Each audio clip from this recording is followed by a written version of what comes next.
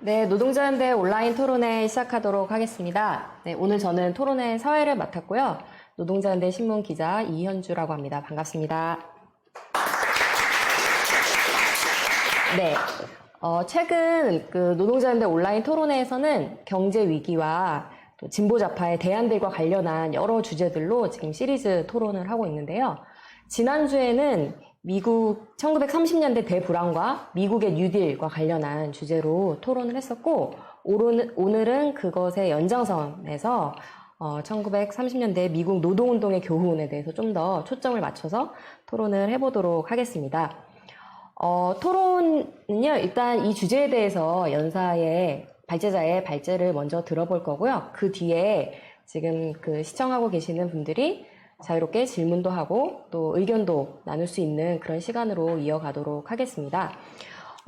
참가자분들이 이제 채팅창이나 전화 발언을 통해서 질문이나 의견을 남겨줄 수 있다는 점 먼저 좀 알려드리도록 하고요. 구체적인 이용 방식은 지금 하단에 있는 채팅창과 영상 하단에 있는 채팅창과 또 더보기란에 자세히 소개가 되어 있으니까요. 자세히 참고를 해주시기를 바라겠습니다. 네, 오늘 발제는 노동자연대 신문의 김인식 기자가 해주실 것입니다. 네, 그럼 바로 김인식 기자의 발제를 청해 들어보도록 하겠습니다. 예, 반갑습니다. 먼저 1930년대 미국 노동운동은 경제 위기의 시기에 노동자들이 투쟁할 수 있고 승리할 수 있다는 것을 보여줬음을 강조하고 싶습니다. 루스벨트 정부의 뉴딜은 노동자들에게 일부 양보를 했지만 근본에서는 자본가들의 이익을 보호해 자본주의를 구출하려는 정책이었습니다. 시간이 없어서 뉴딜 정책 자체는 길게 다룰 수는 없을 거고요. 노동자연대에 실린 관련 기사들을 좀 보시고 그 다음에 더 자세하게 알고 싶은 사람들에게는 이 책을 좀 소개하려고 하는데요.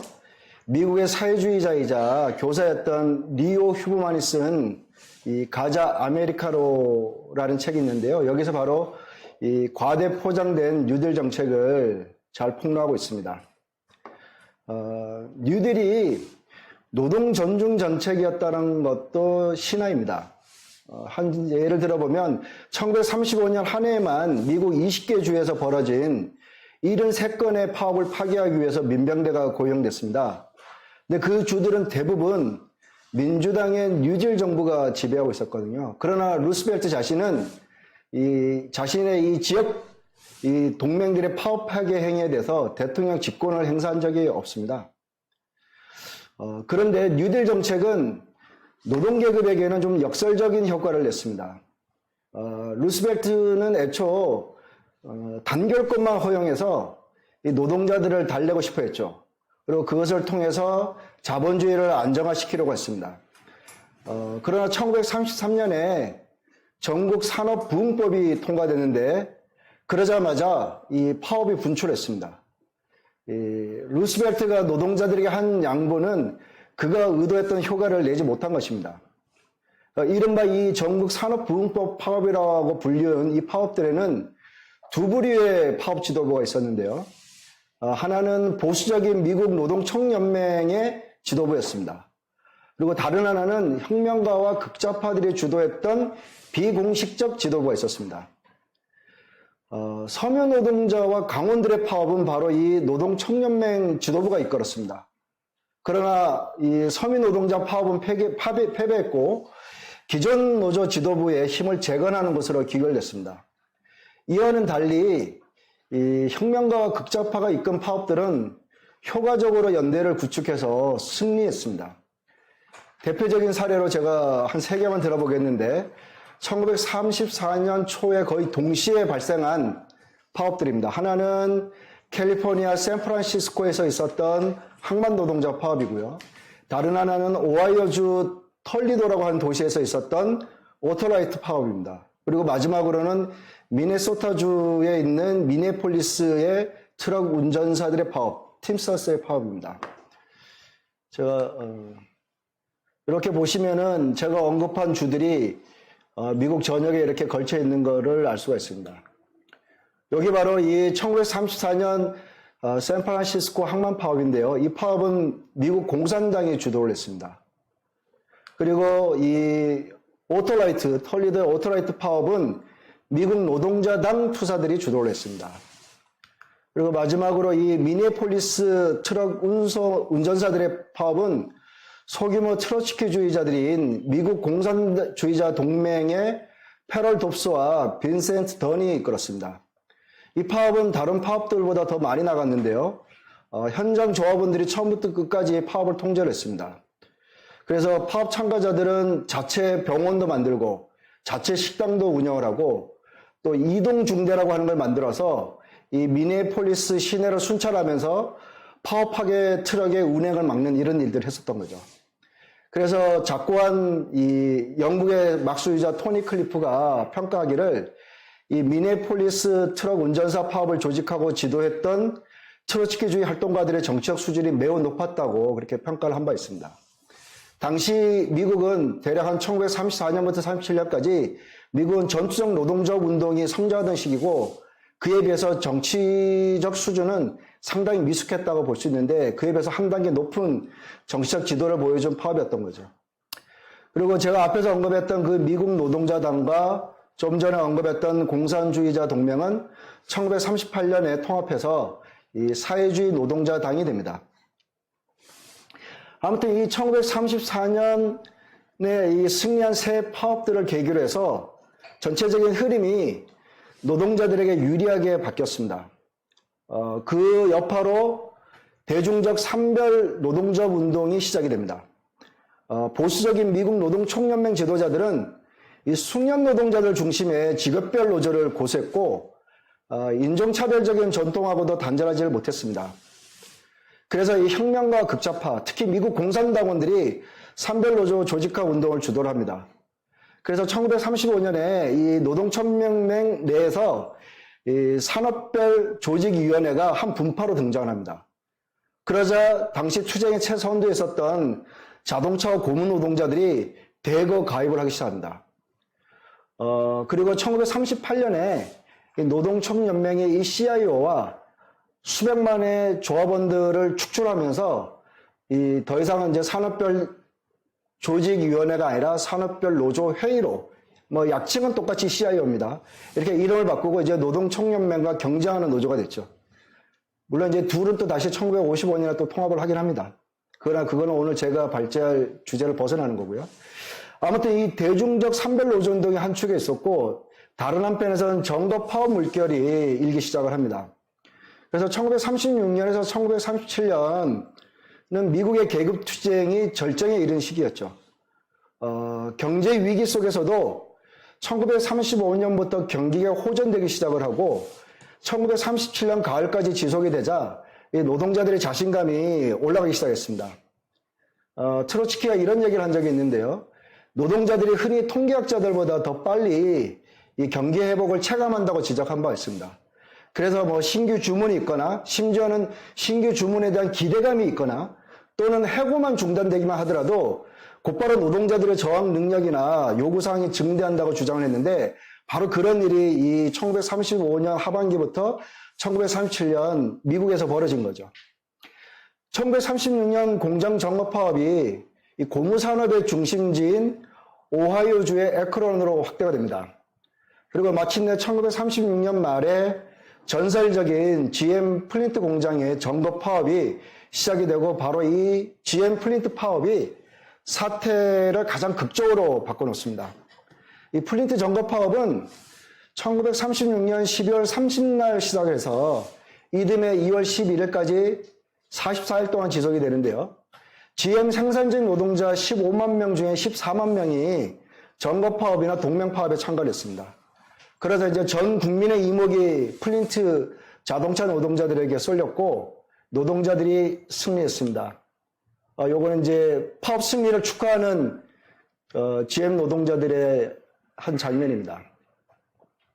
이 플린트의 승리로 노동계의 자신감이 더 올라가서 한 1937년 말경이 되면은 전국에서 한 50만 명이 정법 파업에 참가를 합니다.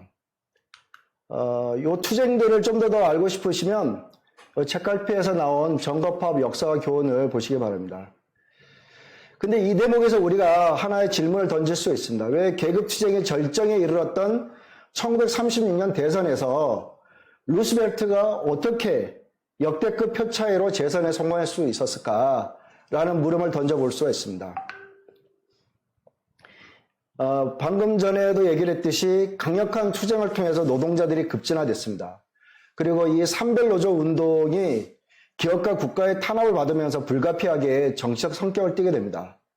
그래서 이 루스벨트 지지 압력도 엄청났지만 노동계급 속에서 강력한 사회주의 운동을 건설할 잠재력도 있었던 시기입니다. 한 예로 1935년에 자동차 노조 대의원대회가 있었는데 이 대의원대회에서는 논쟁 끝에 루스벨트 지지 결의안을 부결시킵니다. 그리고 전국적인 농민노동자당 창당을 지지하고 지원한다고 결정을 합니다. 그리고 1937년 8월, 그러니까 이때 이제 정거파업의 물결이 휩쓸던 시기죠. 이때 실시된 갤럽 여론조사를 보면 전 국민의 21%가 전국적인 농민노동자당 결성을 지지한다라고 했습니다. 그러나 우리가 그 결말을 알고 있듯이 독자적인 노동자 정당이 건설되지는 못했습니다. 왜 그랬을까요? 물론 루스벨트 정부가 일시적으로 자선해야 한 것도 한 요인이 됐습니다. 1935년에 노동계급 투쟁 수위가 올라가고 경제가 안정화되는 듯 하자 대기업들이 루스벨트에게 등을 돌리기 시작을 합니다. 그래서 루스벨트는 좀 깨름직하긴 했지만 어쩔 수 없이 선거에서 승리하기 위해서 CIO 반란자들에게 손을 내밉니다. 이를 위해서 루스벨트가 노동자들에게 상당히 큰 두 가지 양보를 하는데요. 하나는 전국노동관계법입니다. 와그너법이라 부르는 거죠. 이 법에 따르면은 고용주가 노동조합과의 협상을 거부하는 것을 불법으로 해놨습니다. 그리고 다른 하나는 사회보장 프로그램 통과를 약속했습니다. 이 두 가지 양보는 대불황 시기에 미국 노동자들이 정부로부터 따낸 최대 성과물이었습니다. 그리고 루스벨트가 노동계급의 친구라는 전설적인 지위를 얻게 만든 성과물이기도 했죠. 그러나 이 양보들의 근본적인 목적은 당시 고양되던 노동운동을 민주당에 충성하도록 만드는 것이었습니다. 다시 말해서 루스벨트는 위로부터 개혁을 통해서 아래로부터의 반란을 막고자 한 것입니다. 그 결과 농민노동자당이나 또는 사회당의 주요 인물들이 루스벨트를 지지합니다. 그 무엇보다도 CIO 지도자들이 루스벨트가 노동자들 사이에서 계속 인기를 끌 수 있도록 도왔습니다.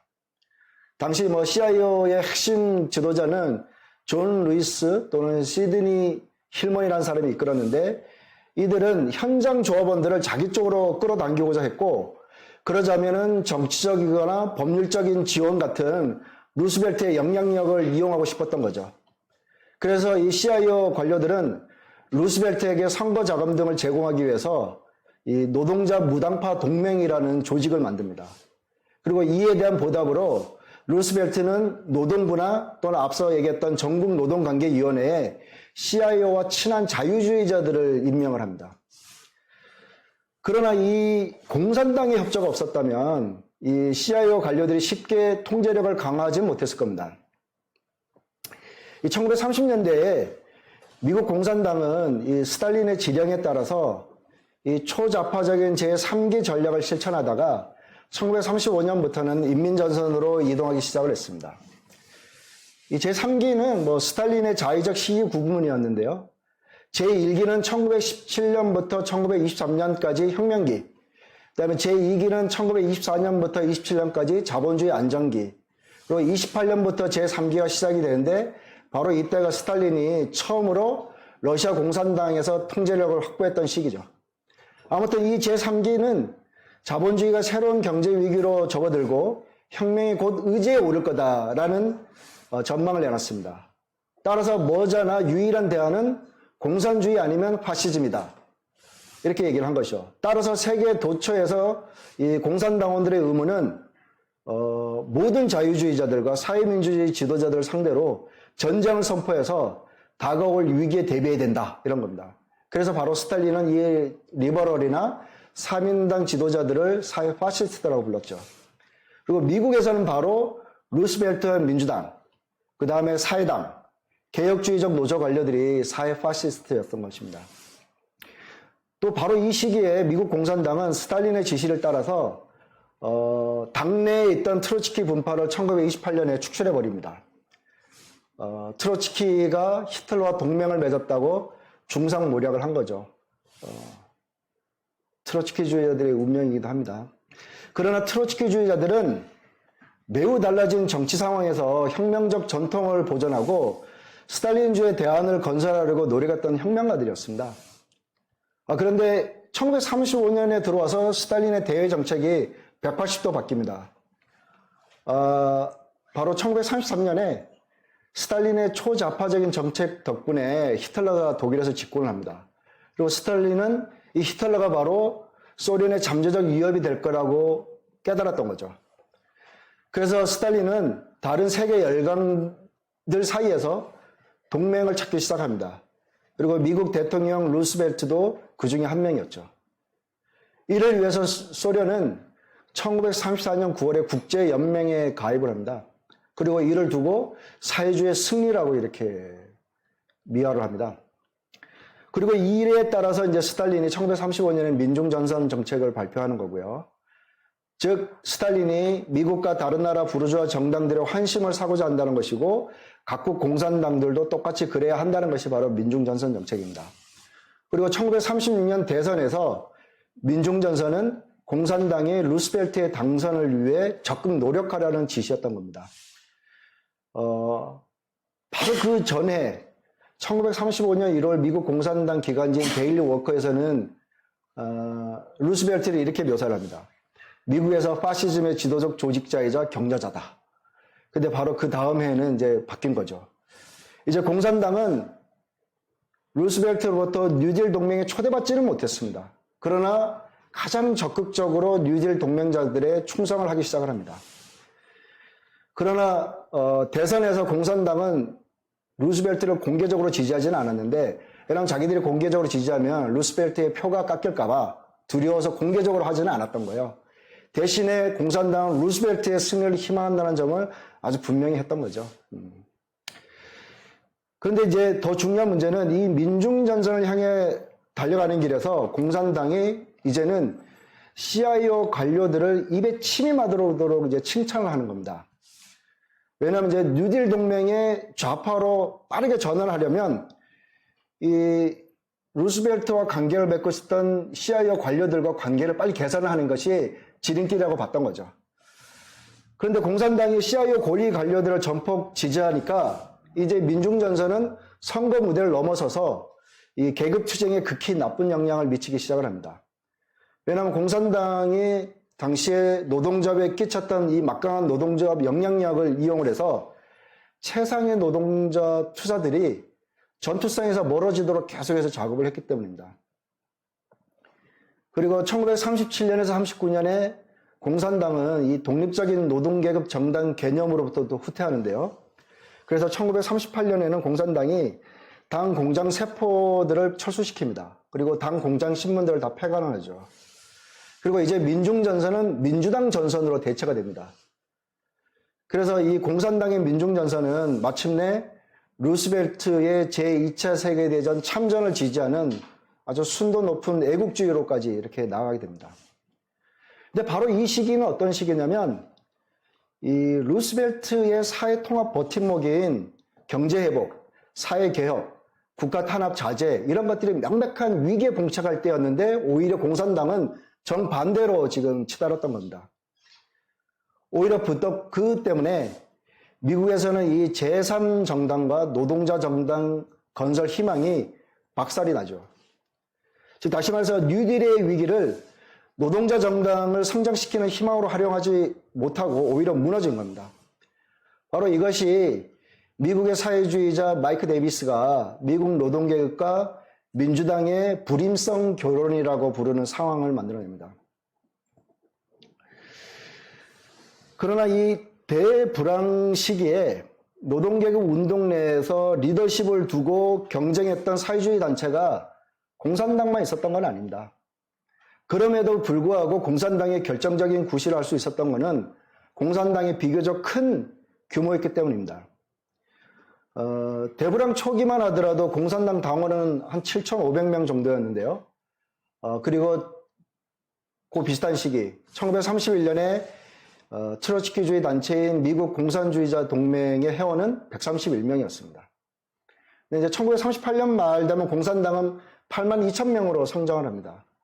반면에 트로츠키주의 정당인 사회주의 노동자당, 영국의 SDLP가 아니라 미국의 SDLP입니다.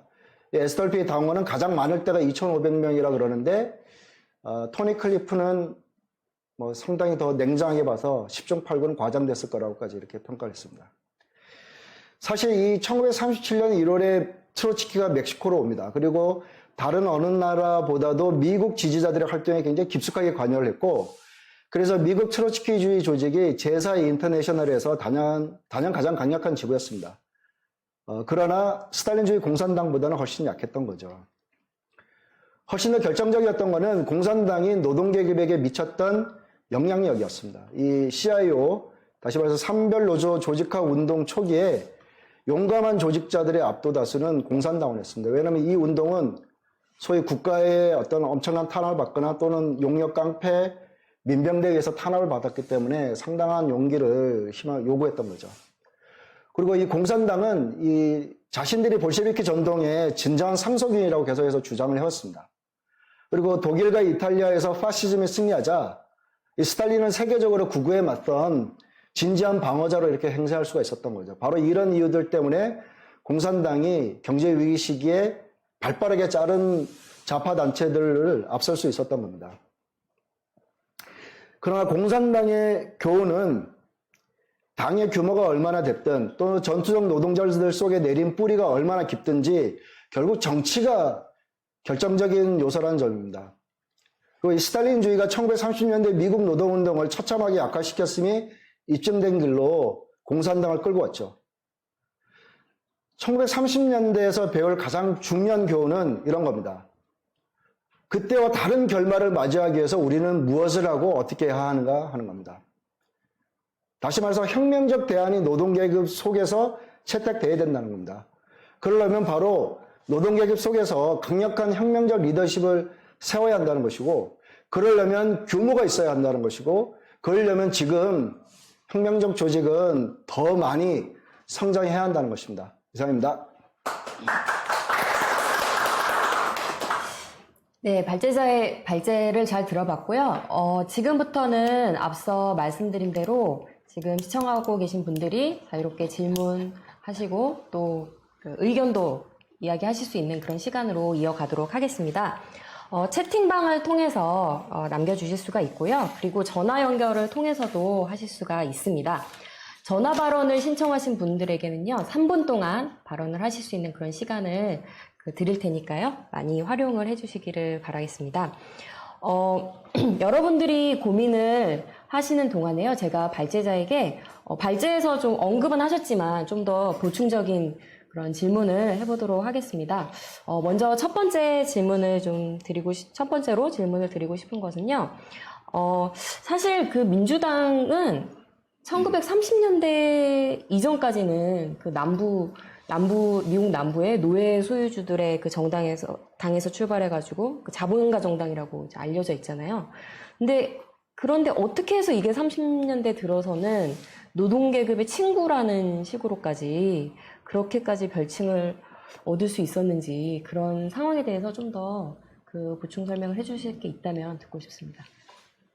네, 말씀하신 것처럼 그 이전에 민주당은 남부 노예 소유주들 또 남부 분리주의자들의 당이었는데, 사실 이런 식의 신화가 노동계급의 친구인 것처럼 또는 진보적인 당인 것처럼 그런 신화가 형성된 것은 바로 1936년 대선이 그 계기였습니다.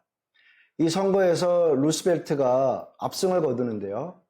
근데 나타난 양상은 이 노동자와 자본가가 각각 민주당과 공화당으로 확연히 양분되는 투표 성향을 보였다는 겁니다. 특히 이 이민 2세들의 계급 투표가 나타났고, 이전까지는 공화당을 지지했던 흑인들이 민주당 지지로 바뀌었던 겁니다. 근데 바로 이들이 제가 발제에서 언급했던 이 산별노조 조직화 운동, 기존의 노동총연맹이 가입해서 배제했던 바로 그 사람들이고 그들이 바로 이 산별노조 운동에서 중요한 투쟁 부분으로 떠올랐던 사람들입니다. 그리고 바로 이들이 이 민주당을 얄궂게 떠받친 겁니다. 사실 모순이 있었던 겁니다. 한편에서는 이 CIO 운동은 민주당을 떠받치기도 했고 다른 한편에서는 제3정당 건설을 위한 강력한 동력을 제공하기도 했던 것이죠.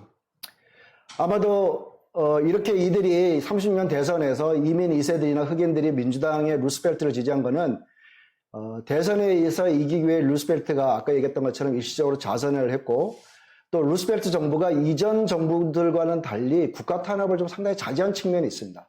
바로 이 덕분에 이제 급진적인 유권자들이 민주당으로 이끌린 거죠. 그리고 바로 이 노동총연맹 같은 우파 노조 지도자들만이 아니라 이 CIO의 상대적 좌파 관료들이 루스벨트를 또 지지를 했던 겁니다. 그리고 이거는 이제 바로 공산당의 협조 덕분에 상당히 이제 그런 것들을 수월하게 해낼 수가 있었던 거죠. 그러나 이 루스벨트는 결코 노동계급의 친구인 적도 없고 민주당이 진보적인 정당도 아닙니다. 왜냐하면 루스벨트는 이런 얘기를 공공연히 했거든요. 자기는 이윤 체제의 최고 절친이다.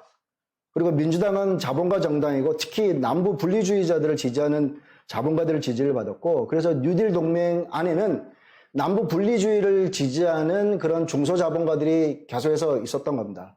이 때문에 이제 1933년에 통과된 전국 산업부흥법 안에는 인종차별을 제도화하는 조항들이 있습니다. 다시 말해서 흑인들이 특정 산업들에서 시행된 최저임금 지급 대상에서 아예 이렇게 배제를 시키는 이런 것도 있었던 거죠. 따라서 루스벨트가 노동계급의 친구라든가 민주당이 진보적인 당이라고 하는 건 신화입니다. 마치 옛 소련이나 지금의 중국 같은 스탈린주의 국가가 사회주의 사회라는 것이 신화인 것처럼 말이죠. 그리고 바로 사회주의자들의 의무는 바로 신화에 맞서서 진실을 말하는 겁니다.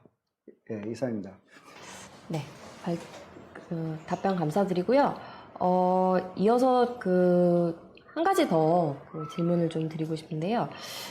발제를 하실 때도 이제 1930년대에 독자적인 노동자 정당 건설 움직임에 대해서 살짝 잠시 언급을 하셨는데, 사실 이제 미국은 유럽과는 달리 굉장히 이 양당 체제, 부르주아 양당 체제가 확고하게 자리 잡은 그런 나라잖아요. 특히 이게 1930년대에 이런 양당 체제가 고착화되기 시작했다고 알고 있는데, 이 말씀하셨던 이 1930년대 미국에서 미국과 공화당 바깥에서 이런 제3의 노동자 정당을 건설하려고 했던 그런 움직임에 대해서 좀 더 듣고 싶고요. 그리고 이런 시도가 또 어떻게 좌절이 됐는지 하는 것도 좀 이야기를 해주시면 좋을 것 같습니다. 사회자분께서 말씀하신 것처럼 미국에는 유럽과는 달리 사회민주주의 정당이 없죠. 그리고 공화당과 민주당이라고 하는 부르주아 양당 체제가 있습니다. 이거는 뭐 미국의 노동계급이 특별히 보수적이어서 그런 건 아닙니다. 미국의 사회주의자인 마이크 데이비스가 지적을 했듯이 미국에서는 이미 1800년대에 세계 최초로 노동계급 정당을 건설하는 시도들도 있었던 겁니다. 그러나 오늘날 같은 그런 어떤 부르주아 양당 체제를 고착한 거는 바로 우리가 오늘 다루는 이 1930년대의 어떤 특정한 역사적 정치적 경험 때문입니다. 이 1930년대 대불황은 미국 역사상 가장 중요한 계급투쟁의 시기였고 바로 이 시기에 분출한 노동자 투쟁은 한편에서는 민주당을 떠받쳐지는 효과를 내기도 했지만 다른 한편에서는 대안적인 정치운동을 건설하는 움직임을 자극을 했습니다. 그래서 실제로 당시에는 미국에서 다양한 정치 세력들이 결집을 해서 제3 정당을 창당하려고 했죠. 그리고 이 운동의 전략적 요체가 바로 이제 이 미네소타주에서 창당된 이 농민 노동자 당이었습니다. 이 당은 약간 이제 포퓰리즘과 사회민주주의 이데올로기를 가진 정당이었는데, 이 미네소타 농민 노동자 당은 이 1934년에서 36년 선거에서 주지사도 1명 배출을 하고 연방 상원의원을 2명 배출하기도 했고, 제가 발제에서도 언급했듯이 당시 투쟁에서 가장 선두에 섰던 자동차 노동자들이나 고무 노동자들, 주로 이제 타이어 만드는 노동자들이죠. 이들이 바로 이제 전국적인 미네소타주를 넘어서서 전국적인 농민 노동자 당 창당을 지지하기도 했습니다. 그러나 이제 이 1930년 대선이 다가오면서 이 루스벨트 지지 압력이 굉장히 커지고, 그리고 이 점점 미네소타 농민 노동자당이 이 뉴딜 동맹과 보조를 맞춰가다 보니까 그 정치가 루스벨트의 정치와 사실상 구별되지 않게 돼버렸습니다. 그리고 마침내 미네소타주 주지사, 이 농민 노동자당 소속의 주지사 올슨이 30년 대선에서 루스벨트 지지를 선언을 하죠. 그리고 1912년과 1920년 대선에서 독자 후보인 유진 뎁스를 출마시켜서 거의 100만 표 가까이 얻었던 사회당은 오히려 1930년대 들어와서는 내부 분열에 분열을 거듭하면서 굉장히 쪼그라들면서 사실 선진 노동계급의 정책 시야에서 많이 사라지기 시작을 합니다. 그리고 끝으로 미국 공산당은 제가 발제에서도 얘기했듯이 이 민중전선을 채택하면서 혁명적 전당을 건설할 그런 잠재력을 날려버렸던 거죠. 그래서 이 미국에서 독립적인 노동자당이 없는 것은 미국 노동계급이 특별히 보수적이어서가 아니라 바로 이런 구체적인 역사적 정치적 과정의 산물로서 그렇게 된 것입니다. 그리고 오히려 그 기회를 제대로 잡지 못했던 정치와 조직이 결국은 오늘날과 같은 그런 약점을 드러냈던 것입니다. 네, 답변 감사드리고요. 지금 전화 발언이 일단 전화 신청이 하나 들어와 있고요. 전화 신청 연결을 해주시기를 바라고요. 그 사이에 제가 지금 채팅창에 올라온 질문을 하나 소개를 해드리도록 하겠습니다. 이제 공산당의 정치와 관련해서 이제 얘기를 많이 해주셨는데요. 이재혁 씨가 질문을 남겨주신 것이요. 소련과 동구권 붕괴 이후에 전 세계적으로 스탈린주의의 영향력은 거의 없어졌다고 들었습니다. 하지만 한국에서는 여전히 스탈린주의가 노동운동 기층 속에서 작지 않은 영향력을 갖고 있는 듯 합니다. 한국에서도 1930년대 미국 공산당처럼 악영향을 끼칠 우려도 있을까요? 라고 하는 그런 질문을 남겨주셨습니다. 네, 이 질문에 대해서는 지금 전화 발언을 듣고 나서요. 그리고 나서 좀 발제자의 답변을 들어보는 걸로 순으로 하도록 하겠습니다. 네, 그럼 전화 연결해볼까요? 네. 네, 여보세요? 네, 여보세요? 네, 발언해주시면 됩니다. 네네. 저는 채팅방에서 한 동지께서 한국에서 여전히 스탈린주의 영향력이 큰데, 참시자처럼 악영향을 끼칠 우려가 있지 않을까라고 한 거에 대해서 좀 제가 아는 바 설명하고 싶은데요. 일단 그 당시 스탈린주의의 영향은 지금 한국과는 비교가 안 되고 훨씬 극단적이었는데, 한 가지 사례를 들면은 38년만 하더라도 이제 변호사가 설명했듯이 인민전선에 따라서 루즈벨트를 지지해야 됐기 때문에 그들은 나는 미국이 좋아요라는 제목의 포책자를 이제 내가지고 정부를 흠뻑 지지합니다. 그러나 바로 1년인 39년 8월 23일에 스탈린은 독일과 불가치 협정을 맺으면서 그러면서 180도 돌거든요. 그러면서 루즈벨트는 이제 반동 분자고 다가오는 전쟁에서 미국은 소련과 전쟁할 거기 때문에 공산당원들은 다 지하 생활을 준비합니다. 하루아침에 확 바뀌어요. 근데 그거에 대해서 아무런 설명도 없고 왜 어제까지는 나는 미국이 좋아하는 사람들이 갑자기 루즈벨트 반동 분자라고 하는지, 어제까지는 인민전선의 위대한 우두머리였는데 왜 이제 반동 분자 아무 설명 없이 확 돌거든요. 근데 그거를 독일 공산당은 90% 당원들이 계속 그걸 따라갑니다. 왜? 소련이 혁명 모국이니까. 불과 2년 뒤에 독일이 소련을 침공하니까 다시 또 뒤집어집니다.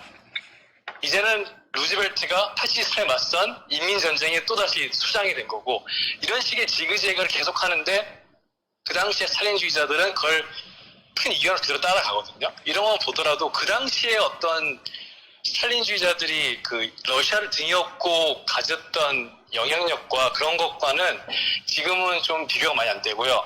그럼에도 저는 그러니까 걱정할 필요 없다 이렇게 말하는 거 아니고, 오히려 지금 같은 경우는 지난해였나요? 일본 문제에서 문재인 정부가 보여준 것처럼 마치 한참 투쟁이 활발할 때 정확히 공산당이라는 매개가 있지는 않지만 이런 작업장 바깥의 쟁점, 특히 제국주의 같은 쟁점을 이용해가지고 노동계급 혼란을 빠뜨리려 할 때 거기에 대해서 이제 스탈린주의자들도 그럴 것이고 국내에서 아니면 더 일반적으로 대중들이 동요할 때 그거에 대해서 정확하게 방향을 제시할 수 있는 혁명의 좌파가 중요하고, 따라서 우리가 작업장 기급수쟁도 건설하면서 동시에 작업장 바깥의 쟁점에 대해서도 되게 날카롭게 분석할 수 있어야 된다라고 말하셨습니다. 네, 원래 다른 얘기 하고 싶었는데 일단 여기까지 하고 마치겠습니다. 네, 감사합니다. 네. 네, 지금 앞서 나왔던 질문에 대해서 또 바로 지금 전화 신청을 해주신 분이 또 나름의 자신의 의견을 좀 밝혀주신 것 같고요. 제가 좀 미국 공산당과 관련해서 한 가지 좀 발제자에게 더 관련한 질문을 하나 좀 더 드리고, 그리고 발제자가 또 답변하실 수 있는 그런 시간을 지금 꼭 나왔던 질문에 대해서 바로 선택해서 하실 수는 있고요. 나중에 정리 발언을 해주셔도 괜찮고요. 발제에서 이제 미국 공산당이 흑인 인종차별에 항의하는 운동에서 굉장히 중요한 구실을 했다고 하셨잖아요. 근데 또 어제 지금 한 흑인 남성이 경찰의 무릎에 눌려가지고 사망하는 굉장히 그런 충격적인 사건이 벌어졌었는데, 실제로 이거는 이제 미국 내에서 여전히 인종차별 문제가 굉장히 심각하다는 점을 보여주는 것 같은데요. 근데 당시에 미국의 좌파와 노동운동이 이런 인종차별 문제에서는 또 어떤 접근을 했었는지 좀 들어보고 싶고요. 그리고 그것이 인종차별 반대 운동과 노동계급의 연대에 끼친 영향에 대해서도 좀 이야기를 해주시면 감사하겠습니다. 예, 당시 미국 노동조합 운동의 대표적인 조직이었던 노동청연맹 자체는 이 인종차별적 전통하고 단절하지는 않았어요. 그래서 뭐 흑인 노동자들을 노조로 가입받긴 했지만, 그러나 실제로는 여전히 인종차별 전통은 단절하지 않는 그런 일이 있어가지고, 지금도 존재하는데 전국 유색인 지향상협회라는 곳이 이 노동청연맹에 공개 편지를 보냅니다.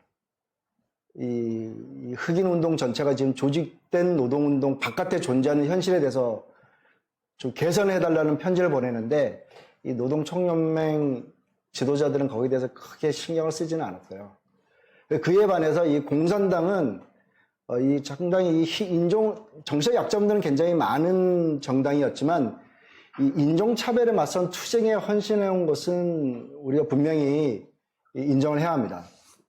특히 1930년대 공산당은 노동계급 운동을 건설하는 데서 이 인종차별 반대 투쟁을 계급투쟁의 필수적 일부로 만들기 위해서 상당히 노력을 했죠.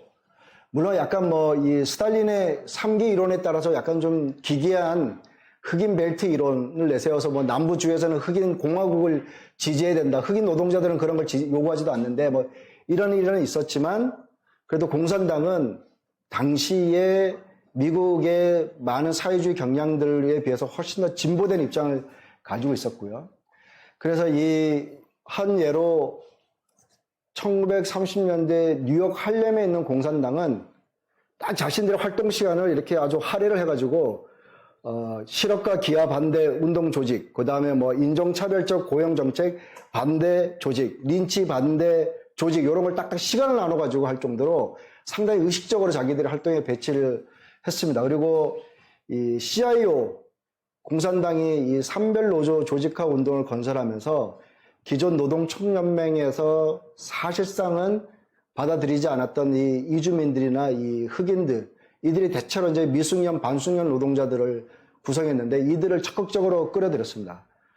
바로 이제 그런 덕분에 이 공산당의 흑인 노동자들이 굉장히 많이 가입을 했던 거죠. 그래서 1920년대 말쯤에는 흑인 당원이 한 50명 정도밖에 안 됐는데, 1930년대 중엽이 되면 공산당 내에서 흑인 당원의 비율이 한 9%까지 올라가는데, 이 얘기는 한 대략 그 안에서 흑인 당원들이 수천 명은 됐다는 거니까, 이거는 사회주의 운동에서 굉장히 중요하게 주목할 만한 그런 어떤 결과라고 이렇게 볼 수가 있는 거고요. 그리고 바로 이런 노력 덕분에 사실 흑인들이 미국 역사상 처음으로 대거 노동조합에 가입을 하게 되고, 그리고 노동조합 투쟁에서 또 중요한 구실을 하게 되는 그런 전환점을 만들었기 때문에, 미국 공산당의 전체적인 어떤 전략이나 정치는 스탈린주의 때문에 굉장히 많은 것들이 문제를 일으켰지만, 그래도 이 인종차별 반대 운동에서만큼은 그들이 굉장히 좋은 모범적인 전통을 남기긴 했다라는 점은 우리가 좀 볼 필요가 있을 겁니다.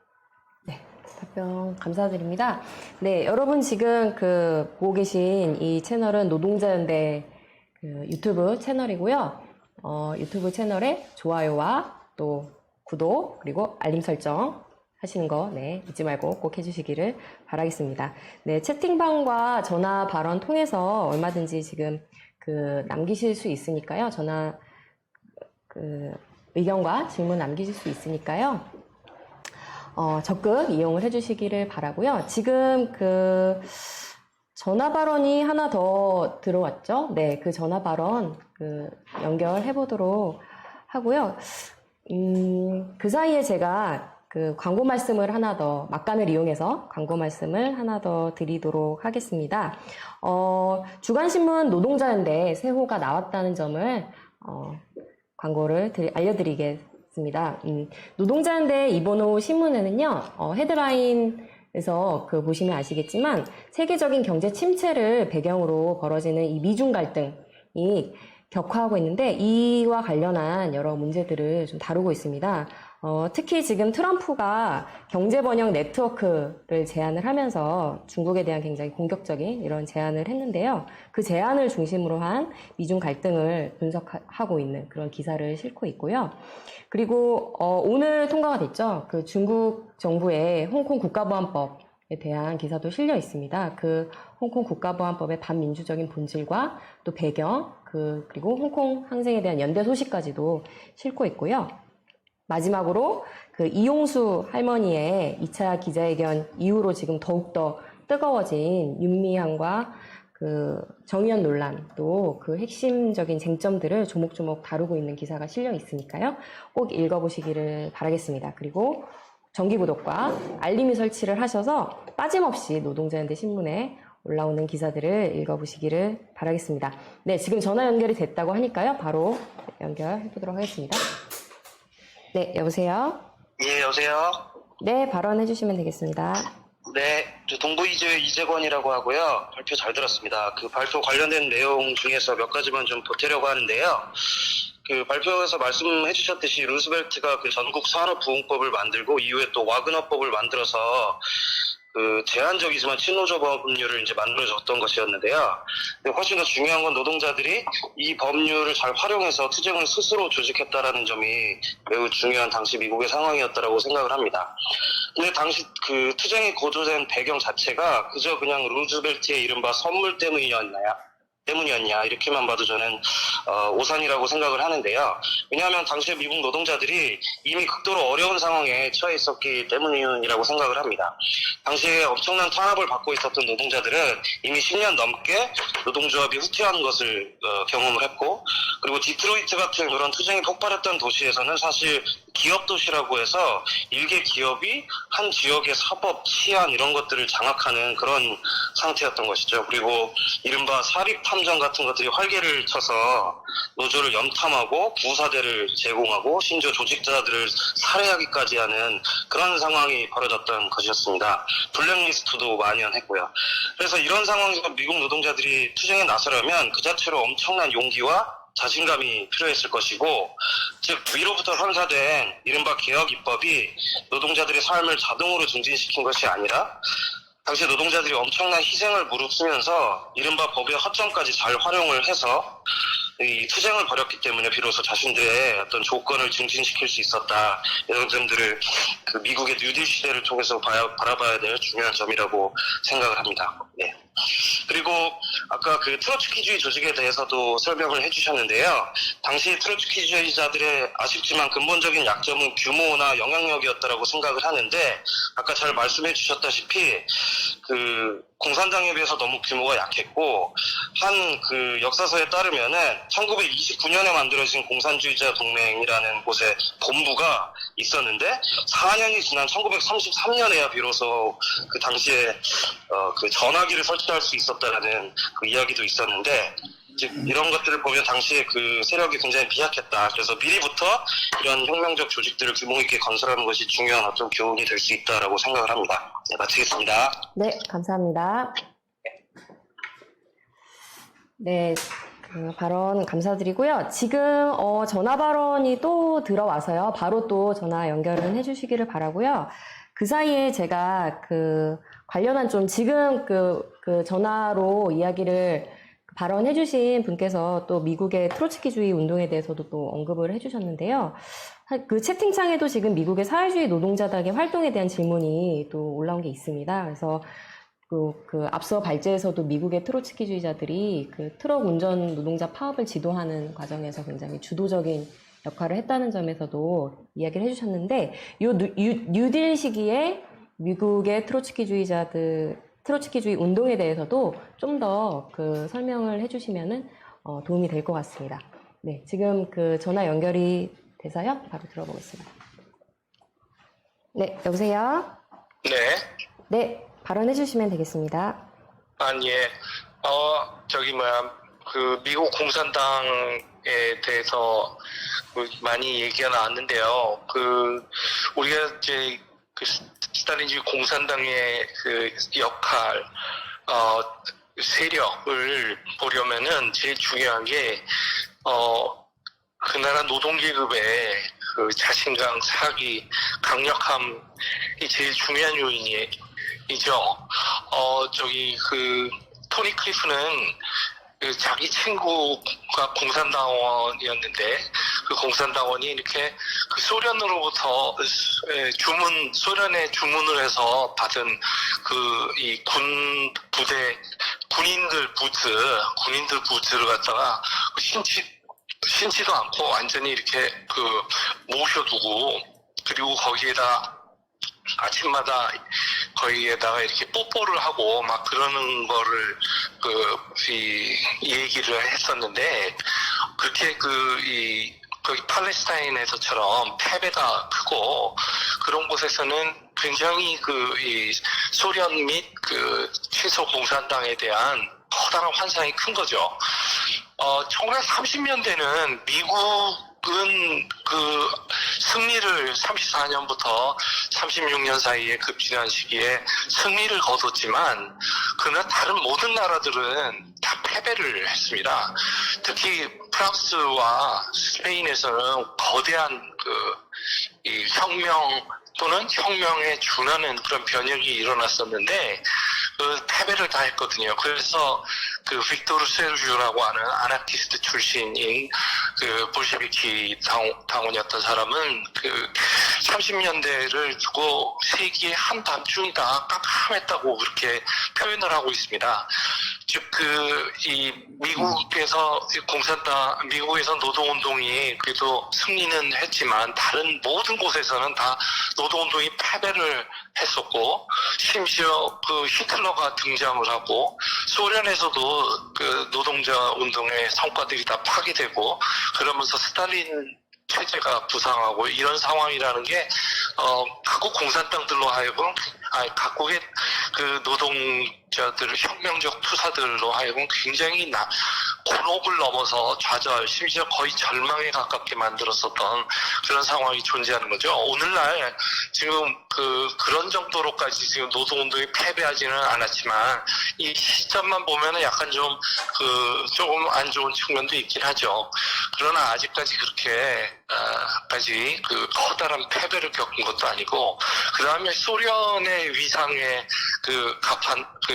획득할 만한 그런 강력한 이 군사 대국이 아직 미국의 경쟁자로서 등장한 것도 아니고, 그렇기 때문에 그렇게 지금 스탈린주의가 강력하고, 혁명가들은 완전히 될 수밖에 없고, 운동이 이렇게 크게 일어나더라도 그런 상황은 아니다라고 우리가 생각을 해야 맞을 겁니다. 이번에 민중당이 아주 크게 추월당해가지고 정의당에게, 그래가지고 굉장히 낮은 지지를 얻은 것만 봐도 알듯이 그렇게 그런 상황은 아니다라는, 스탈린주의가 강력하다 이렇게까지 말할 수 있는 상황은 아니라고 할 수 있겠죠. 이상입니다.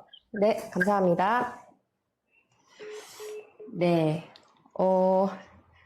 지금 앞서 나왔던 질문들에 대해서 또 많은 의견들을 또 주시고 계신데요. 감사드리고요. 지금 전화 발언 신청이 하나 더 들어온 게 있습니다. 그래서 그 전화 발언을 들어보도록 하고요. 혹시 뭐 앞서 나왔던 질문이나 아니면은 그 의견들에 대해서 지금 간단하게 혹시 뭐 해주실 얘기가 있다면은 좀 들어보고요. 간단하게요. 네. 간단하게. 간단하게요. 이게 간단할까요? 뉴딜 시기의 미국 트로츠키주자들의 활동 소개가.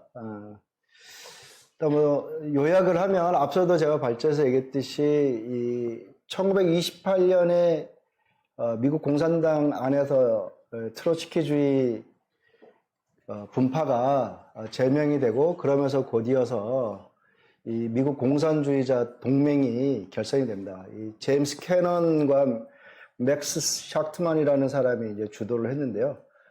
이 공산주의자 동맹의 굉장히 중요한 활동 중에 하나가 제가 앞서 소개했듯이 이 미네폴리스 트럭 운전사 파업을 조직하고 지도한 것이었습니다. 그러니까 굉장히 소규모 조직이지만 어떤 파업에 대해서 굉장히 좋은 정치와 조직 전술을 가지고서는 상당히 좋은 성과를 낼 수 있다는 것을 보여준 거고요. 그리고 바로 이 파업의 리더 중에 하나였던 이제 패럴 dobs는 이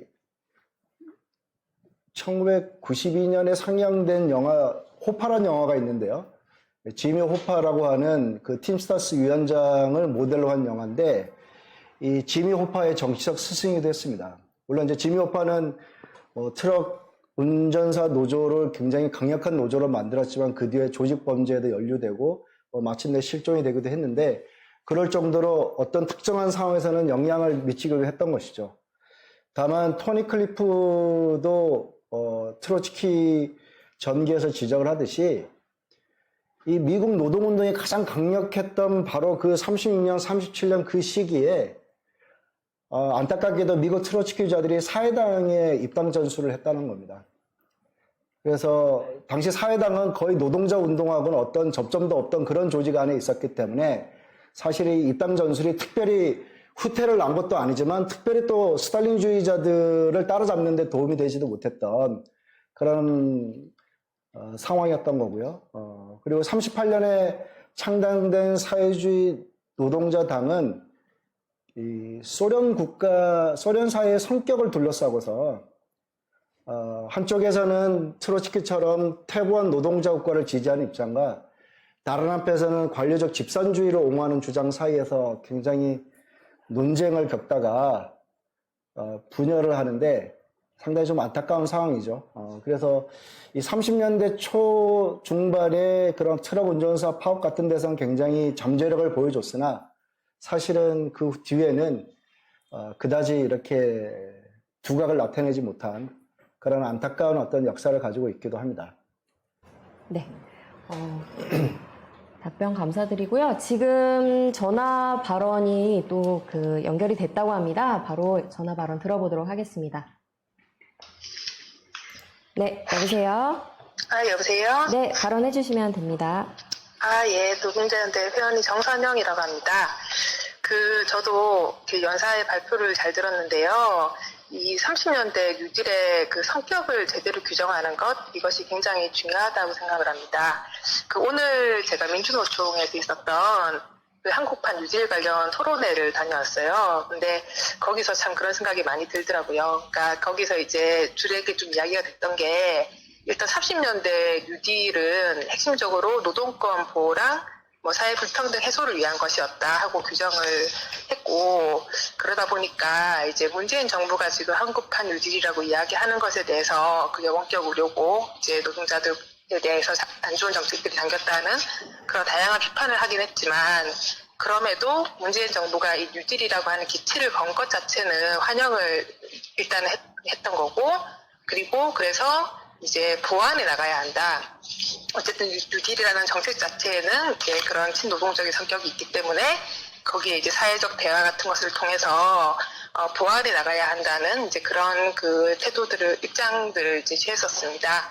하지만 이 30년대 뉴딜 자체가 그런 친노동적이었다라고 말할 수 있는 것이 아니라 핵심적인 성격은 연사분이 말한 것처럼 그 자유주의자들이 그 체제의 안정화를 위해서 이제 취했던 당시 이제 정책이었다. 체제 안정화를 위한 정책이었다 하는 점을 분명하게 우리가 규정을 할 필요가 있다고 생각합니다. 당시에 30년대 대공황이라고 하는 심각한 경제 위기 시기였고 또 그것뿐만 아니라 그런 시기에서 노동자 투쟁이 또 굉장히 급진적으로 벌어졌던 시기다 하는 이 상황을 통제하고 싶어 했던 것입니다. 그 기층에서 혁명적 좌파들이 실제 그런 공장 점거 파업 같은 것을 이끌면서 투쟁을 상당히 급진적으로 전진시키던 이런 조건이 있었기 때문에 이제 그런 부분적인 양보 조치 같은 것들이 벌어졌다는 것이죠. 그래서 이제 이런 계급 투쟁이 더 급진하는 것을 막기 위해서 채택된 그런 정책들이었다 하는 점을 분명히 볼 필요가 있다고 생각합니다. 와그너법과 관련해서도 이제 이것이 단체 교섭을 인정했다 하는 이제 친노동적 법이다 하는 것을 이제 오늘 토론회에서 강조를 했었는데 이런 식의 어떤 개혁 입법들이 통과될 수 있었던 핵심 동력의 그런 노동자 투쟁이 있었다는 점을 볼 필요가 있다고 생각하고 그리고 또 한편에서 와그너법 같은 그런 단체 교섭을 인정하거나 노동조합을 인정하는 이런 법 같은 것이 하나의 그런 노동자 조직 자체를 하나의 제도화시키는 방향성을 통해서 그 노조 관료들이 또 투쟁을 통제하는데도 체제 자체로 또 그런 거를 이용할 필요가 있었다는 점도 이제 작용이 했다는 것도 볼 필요가 있다고 생각합니다. 그리고 이제 37년도 정도에 그런 위기가 이제 경제 위기가 더 심화하고 또 루즈벨트가 대선에서 다시 당선을 한 이후에 사실 노동자들의 투쟁들을 배신을 하고 파업에 대해서 막 무력을 통해서 이제 탄압하는 식의 어떤 배신들을 벌였는데 어떤 그런 민주당 정부와 협조하는 이제 그런 노조 관료들의 태도나 아니면 공산당의 입장 때문에 그런 배신에 제대로 대응하지 못했던 약점이 있다는 것도 봐야 한다고 생각합니다. 그래서 우리가 그런 독립적인 민주당과 독립적인 그런 노동계급의 정치를 전진시키는 것, 혁명적 정치 조직을 전진시키는 것이 굉장히 중요한 30년대에 우리 교훈이라고 하는 점을 봐야 한다고 생각합니다. 네. 네, 감사합니다. 네. 네. 오늘 전화 발언이 굉장히 많이 들어오고 있는데요. 지금 전화 발언이 신청하신 분이 또 한 분 계시다고 해서요. 전화 발언 들어보도록 하고요. 연결을 부탁을 드리고요. 그 사이에 질문을 하나 또 소개를 드리겠습니다. 채팅창에 올라온 질문인데요. 나유정 씨가 질문을 해주셨는데요. 발제를 듣고서 혁명적 조직의 강력한 리더십과 투쟁하는 노동자들과 관계를 맺고 연대를 이어나가는 것이 중요하다는 것을 느끼게 됐다고 하시면서요. 오늘날 혁명적 조직이 더 성장하기 위해서는 어떻게 행동하고 무엇을 주의해야 할까 고민이 된다라고 하는 그런 질문을 던져주셨습니다. 네, 이 점에 대해서는 나중에 좀 연사에 답변을 들어보도록 하고요. 네, 지금 전화 연결이 돼서 또 들어보겠습니다. 네, 여보세요? 네네. 네, 발언해 주시죠. 말하라고요? 네. 네네. 앞서 발언했던 사람인데, 네. 좀 그래도 남은 얘기, 못한 얘기가 좀 있어서, 네네. 그래도 좀 하려고 하는데요. 네네. 일단 좀 우리가 양적 균형 감각을 좀 분명하게 가질 필요가 있는데요. 미국의 공산당은 다른 나라 공산당에 비해서 그렇게 강력한 당이 못 됐습니다. 출발할 때도 그랬었고, 30년대 내내를 통과할 때도 그렇고, 프랑스나 독일 같은데, 이런 유럽의 공산당들에 비해서 한참 약했던 것이죠. 스페인도 공산당이 꽤 약했던 곳인데, 그래서 우선 우리가 그런 점은 좀 고려를 해야 하고요. 그 다음에 두 번째, 또 미국의 노동운동이 아까 승리도 거뒀다고 하지만 그렇다고 해서 또 스페인이나 프랑스가 특히 스페인 정도가 도달한 그런 정치적 급진화 수준, 그런 수준에까지는 또 도달하지 않았다라는 거예요. 임금 인상 투쟁과 그런 투쟁도 물론 굉장히 중요하지만, 그러나 미국의 앞서 파업들, 시애틀이라던가 플린트라던가 이런 파업들의 연대도 많고 그랬었지만, 노동계급의 대부분을, 커다란 부분을 포괄하는 그런 정치적, 계급적 그런 투쟁의 수위로 올라가지 못했다라는 한계도 있다라는 것입니다. 셋째로 트로츠키주의자들은 또 오히려 다른 나라 트로츠키주의자들에 비해서는 비교적 강력했다라는 거예요. 그러나 우리가 이제 아까 이제 트로츠키주의자 분열한 얘기도 했었는데 그 분열이 정말로 중요했던 건 둘 다 잘못된 입장이었다라는 거예요. 제임스 캐넌이 대변하던 그런 그 정통파적인 입장, 즉 소련은 전류적으로 변질했지만 그래도 프롤레타리아 독재다, 노동자 국가다라고 하는 사회주의 지향성을 갖는 그런 그 한 가지 잘못된 이론과 그 다음에 좀 더 잘못된 이론, 이라고 할 수 있는 관료적 집산제라고 막스 샤트만이 대변하던 그런 이론, 이렇게 되면서 그 아주 나쁜 이론들이 충돌을 하는 그런 나쁜 정치였었고요. 그래서 어떤 분이 그 트로츠키주의자들이 그 뒤에 어떻게 됐느냐라고 아까 질문하셨는데, 트로츠키주의자들이 결정적으로 빗나가기 시작한 거는 그 베트남 전쟁 때 베트남 전쟁 반대 운동에서 매우 능동적이고 창발적이고 그렇게 유연한 전술을 또 유연한 조직을 구사해가면서 개입을 하지 못하고 굉장히 경직되고 과거의 방식을 답습하는 거를 하다가 상당히 뒤처졌고요. 결정적으로는 1980년 그 쿠바 혁명을 무비판적으로 지지를 하고 그것이 연속혁명이라고 하는 암시를 하면서 마침내 1979년 니카라구아 혁명 때는 완전히 니카라구아 혁명은 노동계급의 자기 민족해방혁명이긴 했으나 훌륭한 그 투쟁이고 지지할 만한 투쟁이긴 했으나 그러나 그것이 노동계급의 혁명은 아니었거든요. 근데 니카라구아 혁명을 노동계급 혁명이라고까지 그렇게 과대하게 튀겨 세우면서 뭐 니카라구아와 쿠바 등을 묶어가지고 새로운 인터내셔널을 만들자 이런 것까지 나가고 그러면서 막 조직이 그때 진짜 가장 대규모로 분열하고 가장 타락하고 했었던 게 이제 미국 트로츠키주의자들의 운명이었죠. 아무튼 그래도 결론적으로 더 가장 중요한 점을 얘기를 하자면은 30년대의 미국 계급투쟁에 대해서 너무 우리가 과대하게 봐서는 안 된다라는 것, 그리고 오히려 심지어 그 CIO 투쟁도 페럴 덥스의 그 4권짜리 그 CIO 투쟁의 루포 기록을 보면은 부탁드립니다. 네, 죄송합니다. 네, 이 투쟁이 첫 해는 괜찮았으나 그 다음서부터는 관료적으로 변질돼가는 그런 모습을 잘 보여주고 있어요. 그다음에 결정적으로 제2차 세계대전과 그 이후의 상황에서 완전히 미제국주의를 다 이제 쪽으로 포섭이 돼간 그 당시에 운동가들이 그런 게 제일 결정적인 문제였죠. 이상입니다. 네, 감사합니다. 네, 오늘 지금 굉장히 활발하게 전화 발언을 해주셨고 여러 의견을 주셨는데요. 일단 청중 토론은 여기서 마무리를 하도록 하겠고요. 다시 한번 활발하게 청중 토론을 알차게 만들어주신 많은 분들께 감사를 드리겠습니다. 바로 발제자 정리 발언을 들어볼 텐데요. 아까 앞서서 나왔던 질문들 중에 못다 하신 답변들이 몇 개가 지금 있거든요.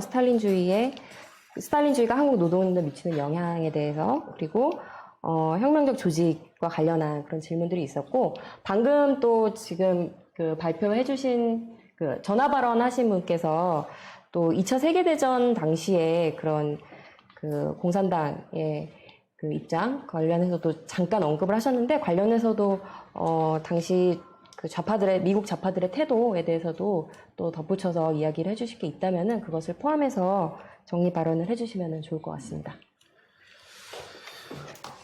일단 전화 발언을 통해서 좀 더 이렇게 균형 감각 있게, 그 다음에 또 제가 발제해서 충분히 다루지 못했던 측면들에 대해서 보완을 해주셔서 일단 감사하다는 인사를 드리고요.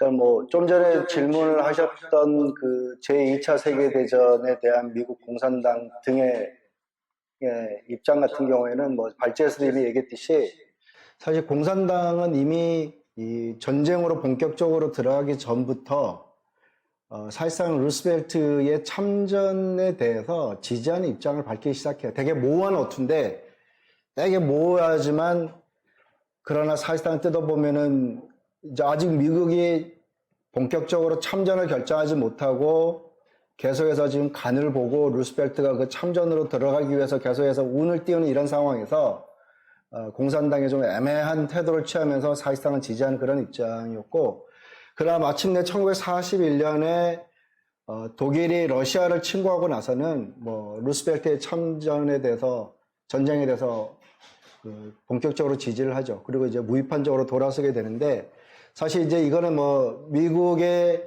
루스벨트의 어떤 참전을 제국주의 전쟁을 규정한 게 아니라 반파시즘 민주주의 전쟁으로 이렇게 보기도 하지만, 국내에서는 바로 이 전쟁의 그 지원을 위해서 뭐 작업 속도를 증가한다거나 또는 성과급을 옹호한다거나 이런 일들을 같이 했던 거죠. 그리고 뭐 현장 조합원들이 그 불만 때문에 파업을 하면은 공산당이 나서서 노조 관료를 도와서 파업 중지 서약 같은 걸 지지하고 한다든가 바로 이런 일을 하게 되고, 그 결과 이 CIO 내에서 오히려 반공주의 분파가 득세하게 되는 어떤 그런 일들이 나타나기도 합니다.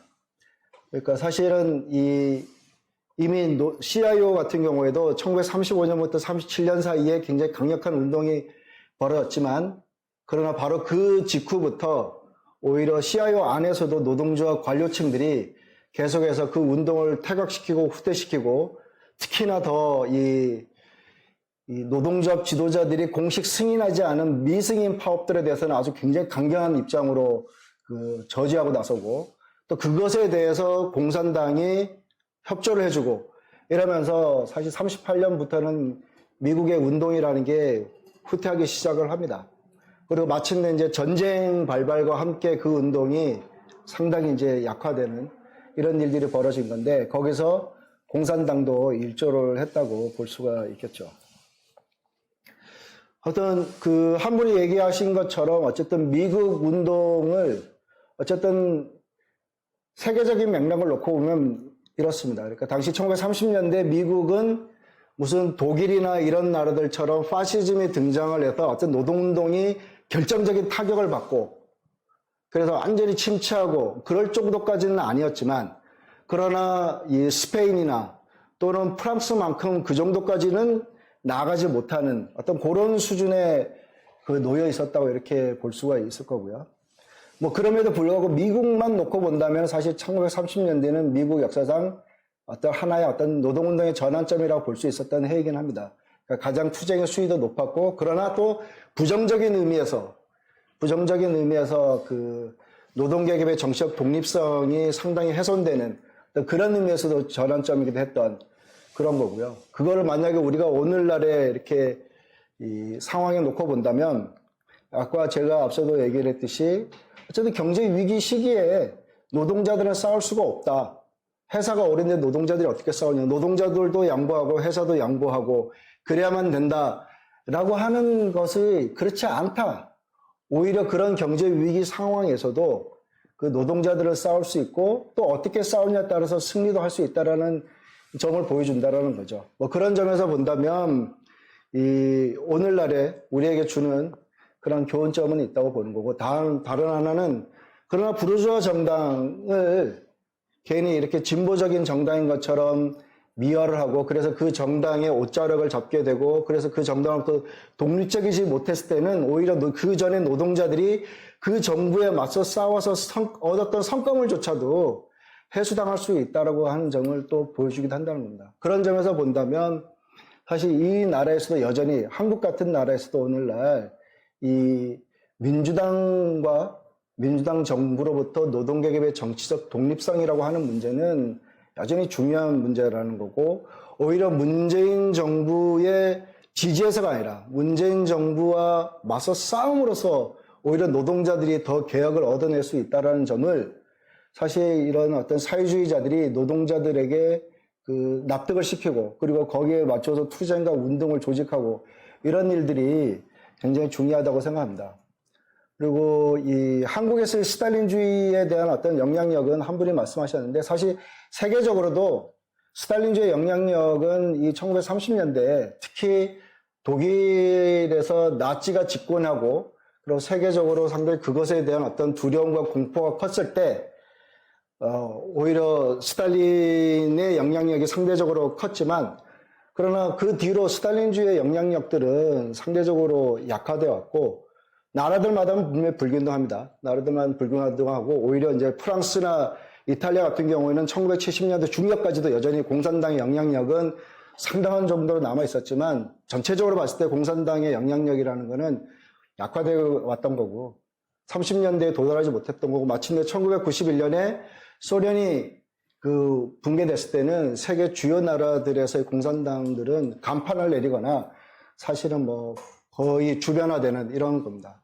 물론 한국에서는 아직 그런 상황까지는 돼 있지는 않지만 그래도 한국에서도 스탈린주의 운동은 1980년대가 전성기라고 볼 수 있는 거고 오늘날에는 그런 전성기에 턱없이 모자란다라는 거고 심지어 어떤 선거 같은 데서는 아까 한 분도 말씀하셨듯이 이번 선거에서는 사회민주주의 정당에 비해서도 굉장히 많이 뒤떨어지는 어떤 그런 건 있습니다. 물론 그럼에도 불구하고 이 한국에서의 스탈린주의자들 같은 경우에는 여전히 투사고 문재인 정부 하에서도 박해를 받고 있고 얼마 전에 대법원에서도 여전히 노래 하나 불렀다고 해서 국가보안법으로 유죄 판결 받을 정도로 문재인 정부에서도 여전히 탄압받고 있고 또 다른 한편에서는 또 투쟁에 참여하는 그런 투사들이기 때문에 우리가 북한 관료들하고 절대 동의할 수는 없는 겁니다.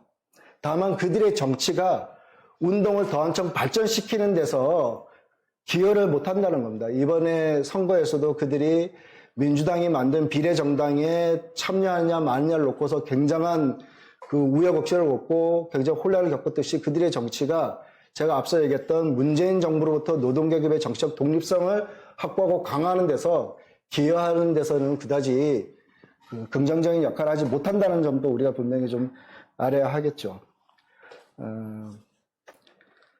마지막으로는 오늘날에 어쨌든 이 혁명적 조직을 키우기 위해서는 무엇을 해야 하는가라는 부분에 대해서는 일단 하나는 정치적으로 굉장히 명확해야 한다는 겁니다.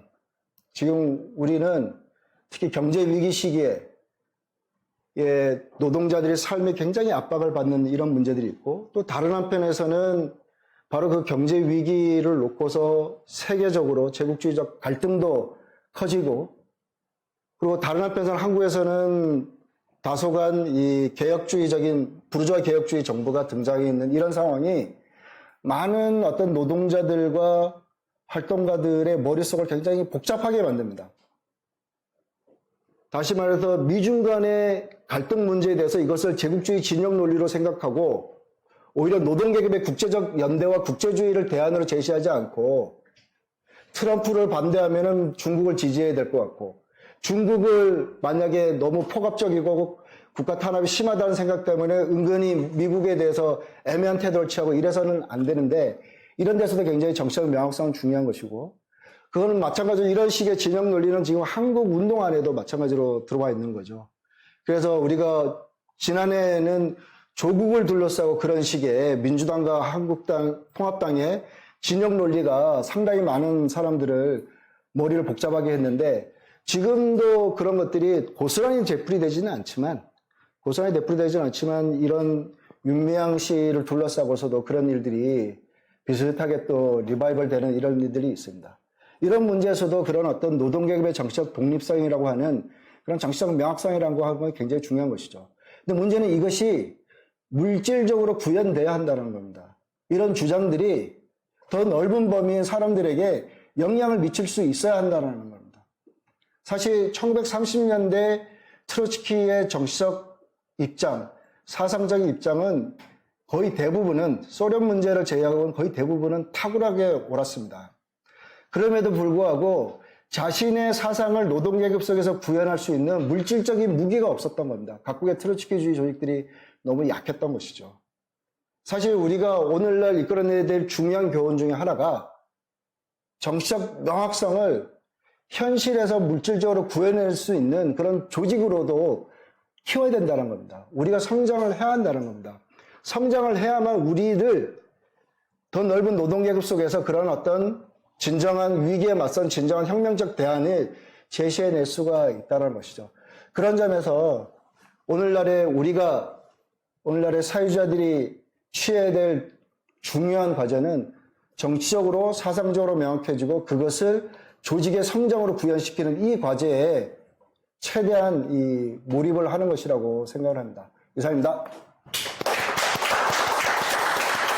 네, 정리 발언 잘 들었고요. 1930년대에 노동운동과 또 좌파운동의 역사에서부터 또 오늘날의 그 교훈 그리고 과제까지 그 알차게 토론이 됐던 것 같습니다. 오늘 그 온라인 토론회는 여기서 마무리를 하도록 하고요. 김인식 기자 수고 많으셨고요. 지금까지 시청해주신 모든 분들 감사드리고요. 다음 주 이 시간에 또 뵙도록 하겠습니다. 감사합니다.